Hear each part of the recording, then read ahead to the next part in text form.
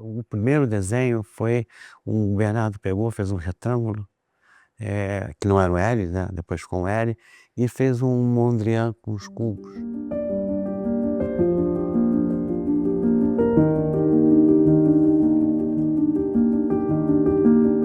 A implantação partiu do primeiro andar, no bandeja, que se colocou o andar de cima em pedaços, como se fosse isso. Então, os jardins internos ficaram mais fáceis de fazer, porque nós separamos os cubos, né, e criamos os vazios entre os cubos.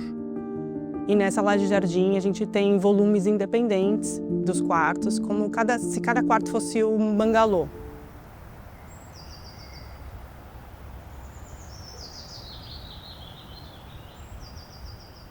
Funcionalmente, esses quartos deveriam ter uma pele para proteger.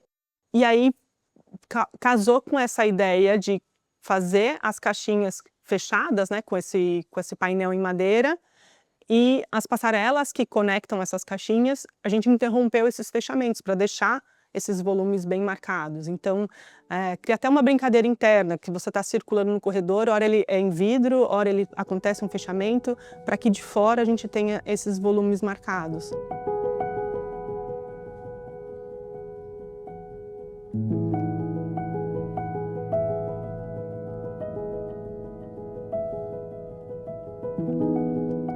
E com relação ao terreno em si, nesse caso não tinha um aclive ou um declive muito grande, nada para se trabalhar fortemente. O que a gente tinha de relação para casa, importante para ser considerado, era a relação com os vizinhos, né? Ela tinha um canal grande na frente, uma questão de barcos de chegar e sair, uma visibilidade muito grande de quem está passando. São questões que a gente fica atento para se ter uma casa transparente, mas não ter uma casa exposta. Essa implantação em L da casa foi para tentar voltar a casa para o pátio interno, né? E proteger esse jardim da própria casa das visuais dos vizinhos, né? Deixar mais privativo.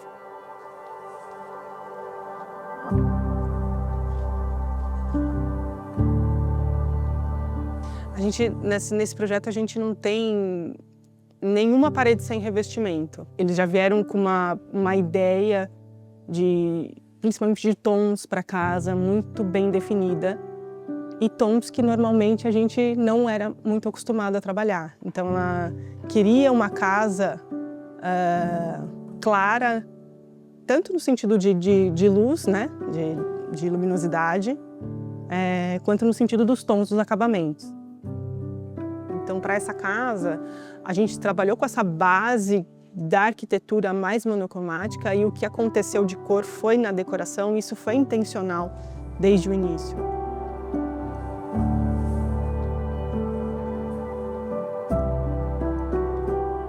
A gente tem basicamente o piso em pedra no pavimento térreo, a gente tem brises nessa mesma pedra, onde a gente precisa de um pouco mais de privacidade.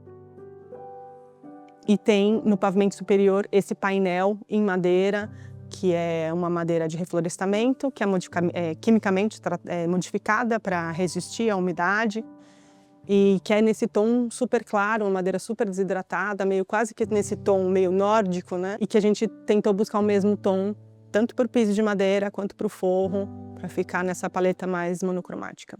A gente tem materiais muito específicos no projeto, então a gente já teve que ir ali já filtrando esses parceiros para conseguir o que a gente tinha imaginado de início para o projeto. Como não era a primeira obra do cliente, ele também já compartilhou dessa mesma ideia, que a gente tinha que buscar um time que tivesse a máxima experiência em executar os nossos detalhes e o que eles também esperavam como acabamento para casa.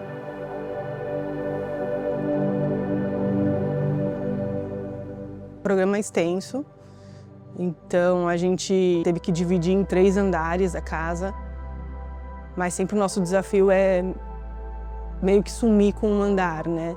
A gente trabalhar no máximo com 2 andares visíveis. A gente mimetiza muitas coisas, né? A gente tenta O desafio é fazer com que a massa dela diminua. Se ela tem 2.000 metros quadrados, ela tem que parecer 1.000 metros quadrados.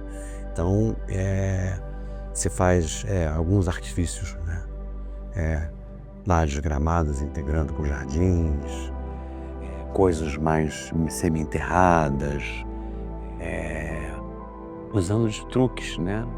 De não usar muita sobreposição para não ter um volume só, o mesmo plano de fachada com 2 andares. Às vezes tem que se deslocar um pouco o andar de cima do de baixo para fazer uma sombra embaixo, para assumir o andar de baixo. Então, são coisas que estão no nosso vocabulário que a gente está usando quase que sem pensar muito, né?